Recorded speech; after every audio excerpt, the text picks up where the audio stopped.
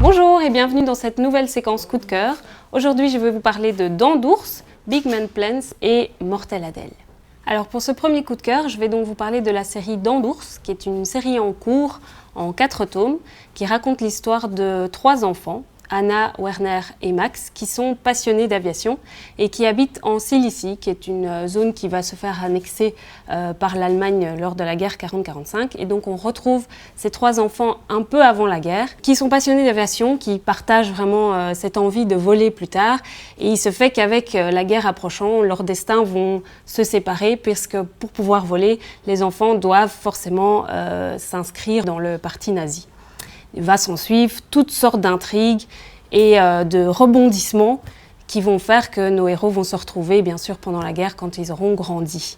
C'est un très bon scénario de Yann, qui est un habitué de tout ce qui est aviation et intrigue, avec des petits twists auxquels on ne s'attend pas, et accompagné du très très bon dessin de Henriet, qui est très fin, qui est très beau et qui ravira certainement les amateurs d'aviation.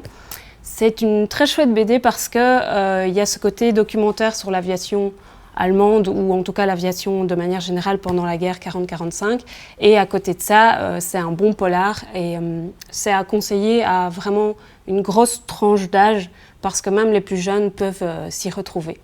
Je passe du côté comics pour vous parler de Big Man Plans, qui est en fait l'histoire d'un nain à qui on va bien le faire sentir toute sa vie, à savoir que le gars va s'en ramasser plein la tronche en permanence et il va forger en fait son caractère avec ça et un jour il va décider de se venger de pas mal de gens et même s'il est petit, il va faire ça de manière très forte et très grande. Donc c'est un récit assez fort, assez trash aussi, c'est pas forcément à mettre dans toutes les mains parce qu'il y a quand même quelques petites scènes un peu violentes, on va dire, mais au final le récit est vraiment chouette parce que c'est quelque part très humain, même si c'est un peu un salaud, et surtout son idée de vengeance n'est pas basée sur son sentiment de frustration parce qu'il est nain, mais bien par une histoire d'amour, donc c'est très très chouette. On retrouve avec plaisir le dessin de Eric Powell, l'auteur de The Goon, qui est vraiment super calé pour ce genre de dessin un peu trash où les gueules des personnages sont torturées et ont du chien. Alors pour le dernier coup de cœur, je vais vous parler plutôt une BD jeunesse qui s'appelle Mortel Adèle. Alors Mortel Adèle, c'est une vraie crasse en fait, c'est une vraie crapule.